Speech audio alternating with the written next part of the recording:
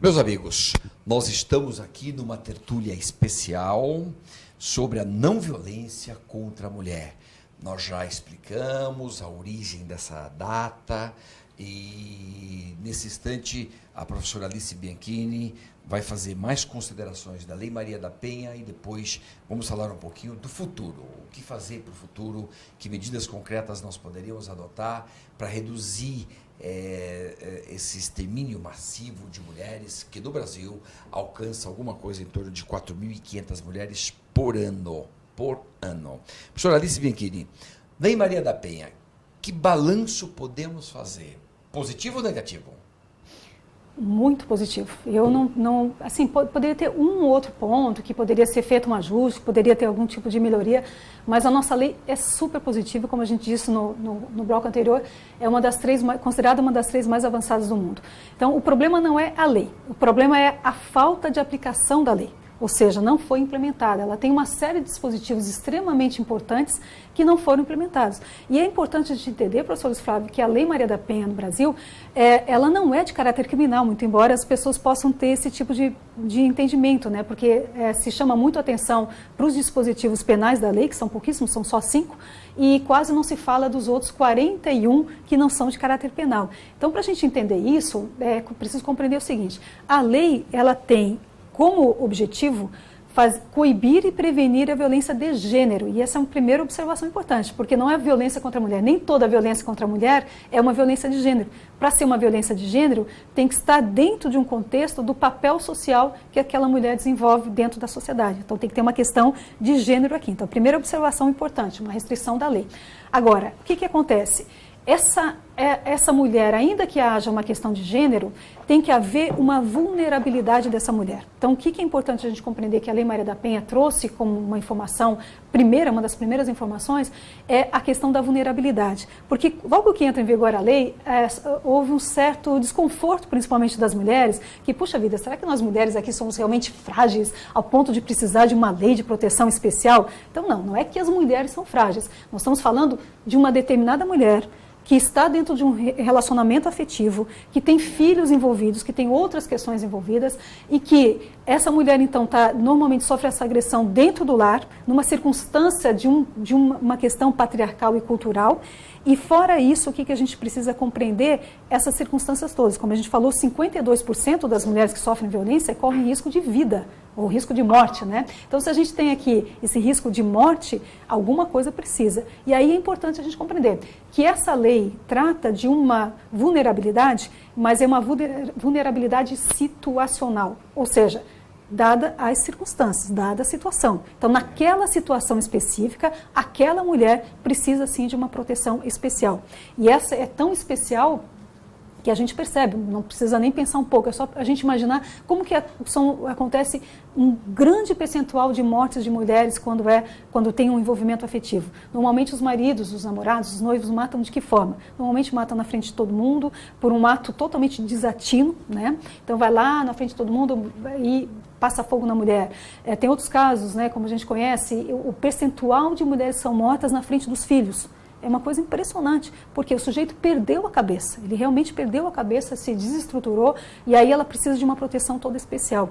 E a Lei Maria da Penha, então, ela traz uma série de medidas protetivas de urgência. A palavra urgência aqui ela é importante de compreender, que o juiz, então, imediatamente pode decretar essas medidas, como, por exemplo, o afastamento do lar, a proibição de contato, a proibição de frequentar determinados lugares e a mais drástica de todas, que é a prisão preventiva. Inclusive, a prisão preventiva o juiz, então, pode decretar quando ele vê, né, a situação realmente em situações muito específicas para ele decretar a prisão preventiva. Então, essa primeira observação em relação à lei que eu queria destacar é essa. Ela é para as mulheres que sofrem uma violência doméstica num contexto de violência de gênero por conta da sua vulnerabilidade. Aí sim nós temos isso.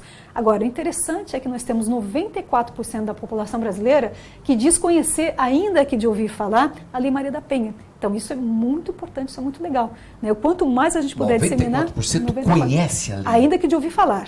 De ouvir falar, alguma experiência. Até porque agora tem muita gente na cadeia Tem. por causa desta lei. Tem bastante gente na cadeia. Tem cerca de 2% do sistema, o que daria de 8 a 9 mil presos aí, tá lá na cadeia. Né?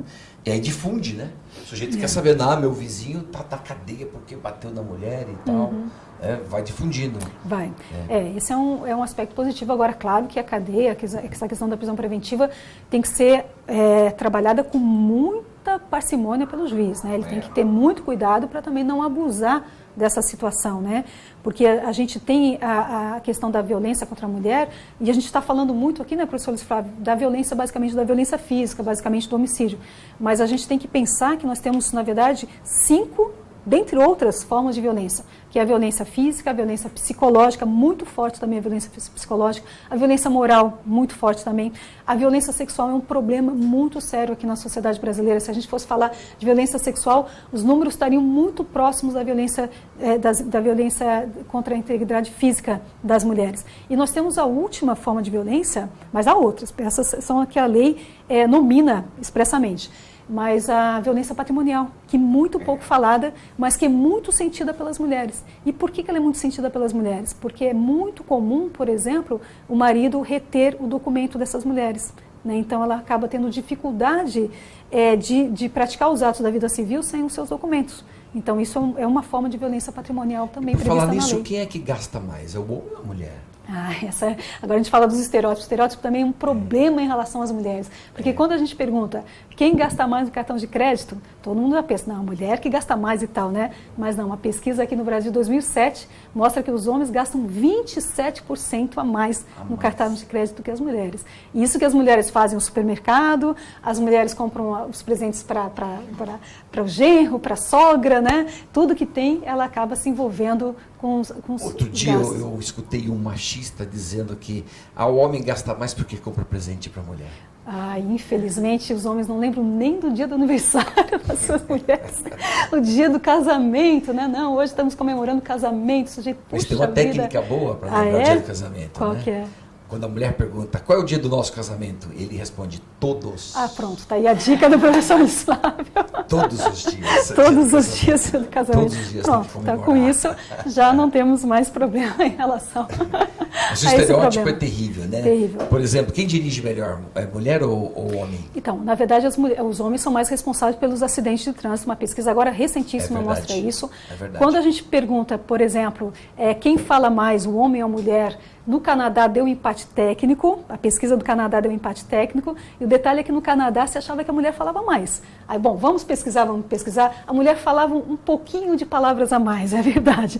Mas o que eu sempre brinco é dizer o seguinte, a mulher podia até canadense falar um pouquinho mais, mas o problema é que muitas vezes ela não é ouvida, né? Então tem um problema também da mulher ser ouvida nos relacionamentos. Agora, vamos pegar os estereótipos aqui. Quem gasta mais o cartão de crédito é o homem. Quem fala mais, empate técnico. Quem é mais fofoqueiro, professor Luiz Flávio? Fofoqueiro. Pois é, o fofoqueiro, pelo estereótipo e pela cultura machista, vai dizer que é mulher que é fofoqueira. Então, homens também, pesquisa mostra que são homens. Quem mente mais, um homem ou uma mulher? Aí eu acho que os homens mentem mais.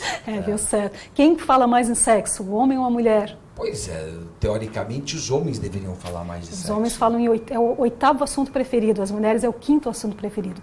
A gente fala dessa questão dos estereótipos para mostrar o seguinte, quando se pinta uma imagem da mulher no sentido de que ela é mentirosa, gastadeira, fofoqueira e etc e tal, o que acontece com essa mulher, então? Quando se cria esse estereótipo dessa mulher, isso é uma violência também contra a mulher. Porque se é uma mulher com essas características, é uma mulher que não é confiável, é uma mulher que tem que ser controlada. Então você precisa controlar a sua mulher, você não pode confiar na sua mulher. E isso tudo gera um caldo de cultura, né? Um caldo de cultura que necessariamente leva à violência contra a mulher.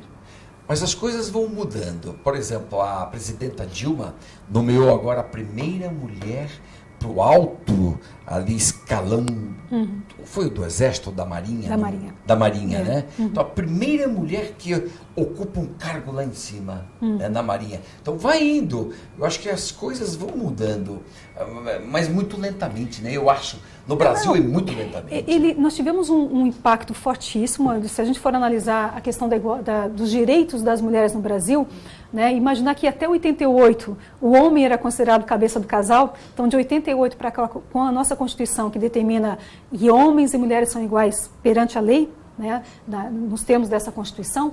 Então, tudo isso, nós tivemos uma melhoria muito grande. Realmente, se a gente for analisar os direitos das mulheres, eu tive a oportunidade de fazer um estudo disso exatamente no meu trabalho de mestrado na Universidade Federal de Santa Catarina, que eu analisei toda a evolução histórica dos direitos das mulheres. Então, a partir de 88, houve um impulso muito grande. Então, em termos de direito, hoje nós não temos o que reclamar. Conquistamos todos os direitos e não temos o que reclamar. Agora, em relação à violência, infelizmente, a gente precisa dizer que ela está recrudescendo. No lugar de ela melhorar, ela está recrudescendo. Que pode ser até, professor Luiz Flávio, uma análise que é importante a gente fazer, o que já aconteceu em outros países que tiveram uma lei de proteção integral à mulher. Num primeiro momento que você cria a lei, como a cultura ainda não está adaptada com a legislação, com a questão jurídica, o que acontece? Você cria um empoderamento dessas mulheres, as mulheres então não são mais tão submissas, as mulheres vão em busca dos seus direitos. Isso cria uma relação de conflitividade. E essa relação de conflitividade pode estar, nós podemos estar vivendo isso nesse momento de mais conflito, então as mulheres têm mais direitos, mas também conflitam mais com os homens, claro, porque até então ela dizia, ok, esse senhor cumpria, né? Agora não, ela já começa a discutir, ela já começa a querer o seu lugar ao sol, disputar lugares, então isso pode fazer com que a gente tenha um pouco de conflito nesse momento. Vamos imaginar que daqui a um tempo, torcer e agir para que isso aconteça, a gente possa ter uma melhoria dessas condições. Então, em termos de direito, 100%, não temos mais nada para reclamar de direito, mas a efetividade, a eficácia, a implementação desses direitos, temos muito ainda o que prosseguir. É por isso que o futuro passa pela educação e por essas experiências como essa de São Gonçalo, lá no Rio de Janeiro, Sim. de reeducar a cabeça do sujeito. Eu repito, não importa se o sujeito tem curso superior, não tem curso superior. O problema é que ele está com a cabeça equivocada no que diz respeito ao respeito à mulher. E não ele, né? Na verdade, a sociedade inteira. Eu acho que ele faz parte desse caldo de cultura. Eu fico pensando, professor Luiz Flávio, se é justo, por exemplo, como tem legislações que punem mais gravemente a violência quando é violência de gênero.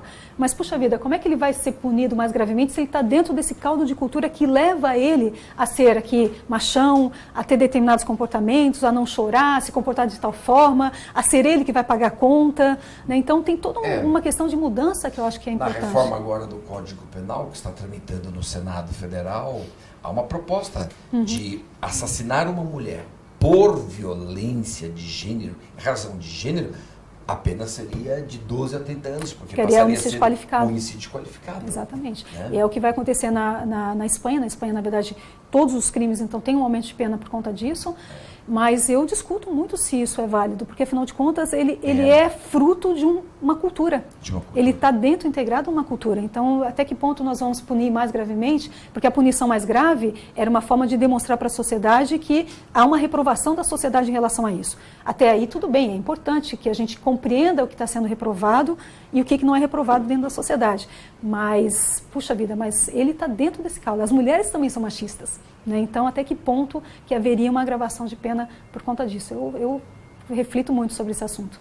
Eu acho que aí trabalhar a linha educativa, esses juizados, está na lei de Maria da Penha, juizados especiais, exatamente. Com a equipe multidisciplinar. Né? Todo mundo tem que ser envolvido nessa história. E mais do que isso, eu acho que a lei Maria da Penha, os artigos que tratam toda da questão da prevenção, que não tem a ver com direito penal, me parece que são os mais preciosos, porque fala lá da questão das campanhas de educação, as campanhas na escola, a capacitação de juízes, promotores, advogados, bombeiros, todo mundo tem que estar capacitado para essa questão de gênero, para compreender que essa é uma questão que envolve toda a sociedade e começar com a gente mesmo, né? Eu, às vezes, sofro com meu marido me chamando de machista, então, eu digo, peraí, deixa eu pensar aqui, refletir o que eu estou fazendo. E, às vezes, eu mesma sou acusada pelo meu marido disso. Então, imaginem, né, eu que estudo esse tema já há mais de 15 anos, tenho uma dificuldade, às vezes, imagina que efetivamente não está atento. E é uma coisa que eu gosto desse tema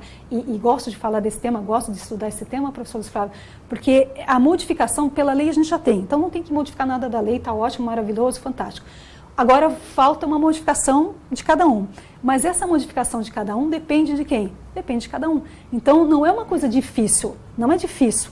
É uma questão que você tem que se policiar, é uma questão que você tem que estar toda hora atento para não cair nessas armadilhas machistas. Mas você consegue, com treino, com capacitação, com estudo, né, que você vai se embrenhando nesse tema, você consegue mudar. E como é uma coisa que não depende da presidenta Dilma, não depende do juiz, não depende do delegado, não depende de ninguém, depende só e exclusivamente de cada um de nós. Então eu tenho esperança de que a gente coloque a mão na consciência e comece a mudar essa situação.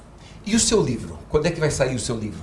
Previsão para fevereiro do ano que vem, de 2013, né? Mas já está prontinho, já foi para a editora, tudo certinho, todas essas discussões e as discussões jurídicas também, que nós temos muitas discussões jurídicas importantes lá em relação à Lei Maria da Penha, mas fevereiro ele já está aí na praça. Está na praça, que bacana. Olha, um livro fantástico, gente, eu já tive a oportunidade de ler grande parte dele, é realmente o livro acho que mais completo você fez.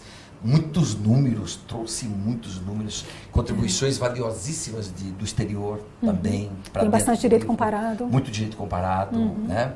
Extraordinário, pois esse livro, gente, olha, sim, todos nós precisamos, porque é um tema do dia, né? Da ordem do dia, é isso, né? E a gente espera que um dia não precisar mais lembrar dessa data do dia 25 de novembro e a gente espera um dia não precisar mais da Lei Maria da Penha, porque a própria Lei Maria da Penha, ela é uma lei de caráter excepcional. Ela vai durar enquanto ela for necessária, mas a partir do momento que a gente tenha a igualdade efetiva entre homens e mulheres, que não tenha mais esse nível de violência absurdo que a gente tem no Brasil, a gente pode simplesmente aposentar a Lei Maria da Penha, dizer obrigada, né, valeu o tempo que você esteve conosco, mas agora a gente não precisa mais de você. E a mesma coisa a gente espera com essas datas especiais, que um dia realmente não seja mais necessário nós estarmos lembrando esse dia 25 de novembro, porque já foi um problema que faz parte de um passado. Pois bem, nesse nosso Tertúlias de hoje, especialíssimo, nós justamente lembramos esta data aqui, né? Eu convido você a estar com a gente em outras tertúlias, ainda neste ano de 2012, nós vamos ter várias tertúlias até o final do ano, e acompanhe, esteja aqui conosco, tanto no Instituto Avante Brasil, quanto no atualidadesdodireito.com.br. Professora Alice, muito obrigado. Eu que agradeço e até uma próxima oportunidade. Ok.